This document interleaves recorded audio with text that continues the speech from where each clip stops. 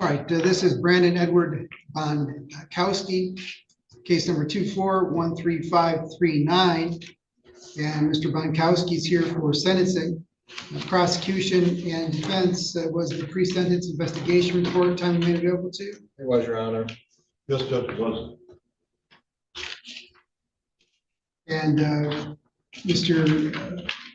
Wilburn, did you have a victim that wished to speak in this case? I was gonna ask her, I don't know if people have been coming in. I have, my staff are supposed to notify me if someone checks in. No one's checked in, but I don't know who people are. Stephanie Grandy was the listed victim on this, Your Honor.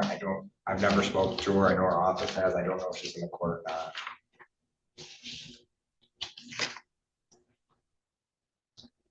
not. Is Ms. Grandy here?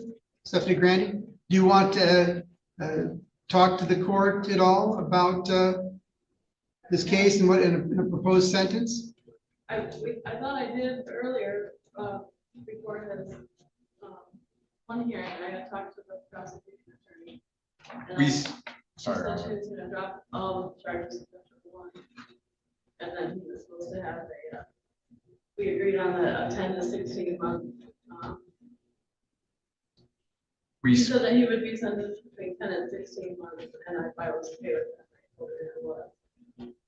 Okay, but there's nothing that you want to say on the record here today? He said he was drunk and Well, hang on. If you want to talk, you got to come up here then. okay, I'm sorry. Come on up.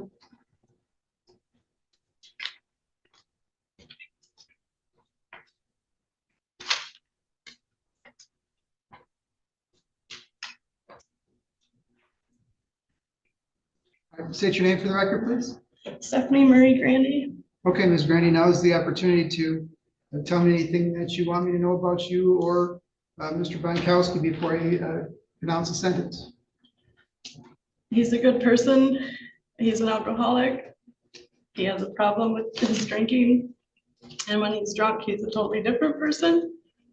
I know he's tried to stop drinking multiple times and it's been a challenge for him. He needs that extra help figuring out how to stop drinking. I know he didn't mean to do what he did. We were both fighting that night. I put my hands on him as well. It's just kind of when the police showed up, I had more injuries than he did as far as like bruises and whatnot. And I know he wouldn't hurt me, thank you, under regular circumstances. He just needs some help. He doesn't necessarily deserve to be locked up forever. He just needs to stop drinking, stop the drug use, and you know, like I said, when he's sober, he's a totally different person. He's loving, he's caring, he takes care of his family. He lost his job and then he spiraled downward, and it was like 2 months of hell. And then that's where we resulted in here. The report says that that he had a gun and was threatening to kill you or kill Julie. Is that right? He had my gun and he was clicking it and he kept making threats when he was drinking. He never pulled it out. He just, my mom said she heard it clicking, like the cocking back and forth. But like the prosecutor had said, why didn't she call the police when she felt threatened too and she didn't have anything to say? So like, he knew that if he could intimidate us, you know, but I never felt threatened by him until obviously the moment it was happening. But like, he talks a big game and doesn't, you know, I don't. Well, the report says that he grabbed you by the neck, choked you to the point that you couldn't even breathe or yell for help. That is correct. Okay, that sounds pretty bad. He was pretty drunk, so it's hard for me to decipher because, like I said, when he's sober, he's a totally different person. And he was extremely drunk when I got home from work.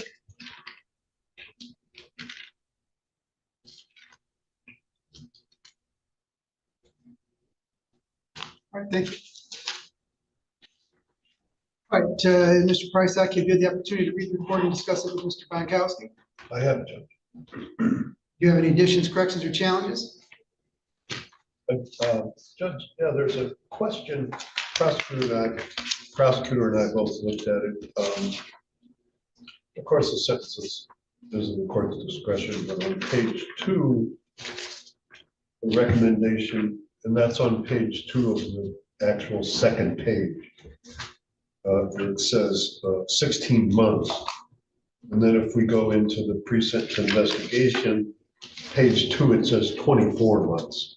So I mean, both of those are still within the guidelines, but there was 2 separate recommendations, and or 16 months it was actually. So obviously, we'd like to see the court follow the lowest recommendation, but you know, 16 months. It's an unfortunate case. It's his first felony. Really was out of it at the time. Suicidal, assaulted, intoxicated.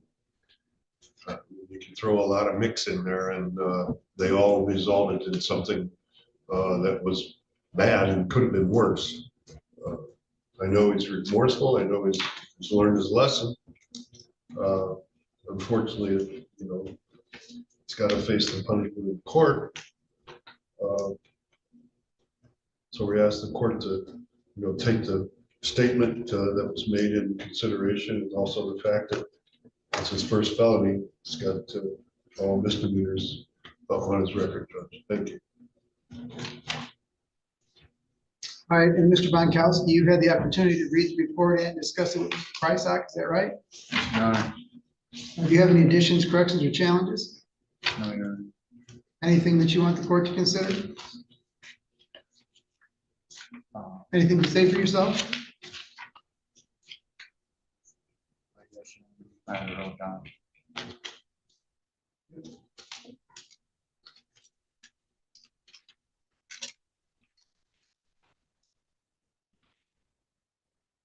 Yeah, sure.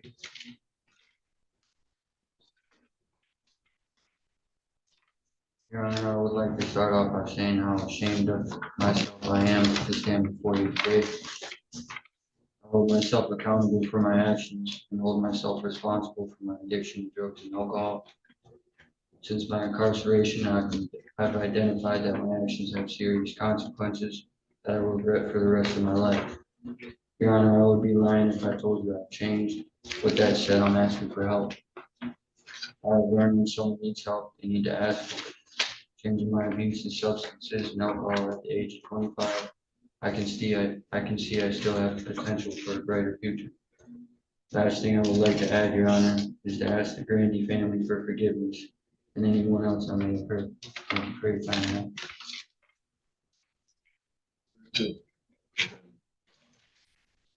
Why do you think you drink so much, sir? I didn't like life, Your Honor. Why not? I feel like I was dealt a bad hand growing up. I didn't know how to deal with myself.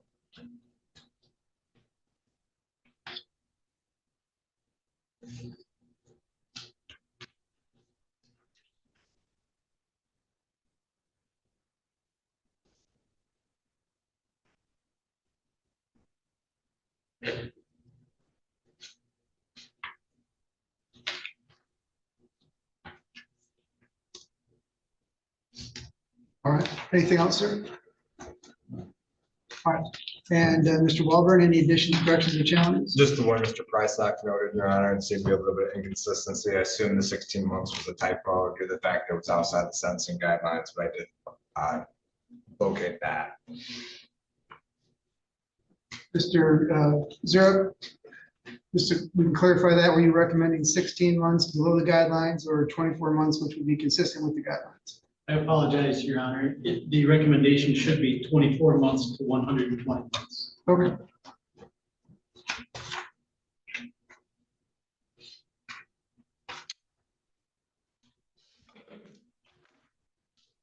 All right, the court recognizes that the advisory guidelines would suggest a sentence between 19 and 38 months. The courts can exercise my discretion, sentence consistent with the advisory guidelines, consistent with the agreement in this case. The court's going to sentence the defendant to 19 months on the minimum to a maximum of 10 years with the Michigan Department of Corrections. We'll give him credit for the 119 days that he served so far.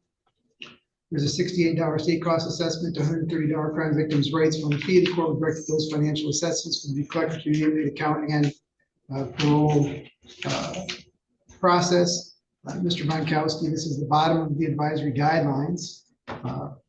I see no reason to go outside of the advisory guidelines in this case. And I understand where you're coming from. It looks like you did have a rough childhood, but you know, last time in 2024, you had reckless use of a firearm, possession of a firearm while under the influence, and here we are. It looks like it was just 6 months later that you're drunk and allegations that you had a firearm again, choked this gal out. Those are things that I can't overlook, but so the guidelines call for a prison sentence, so that's what you're getting. So you do have the right to make application for you to appeal the conviction sentence. If you cannot afford an attorney, the court appointed attorney represents you on the appeal. The request for lawyer must be filed with the court within 42 days.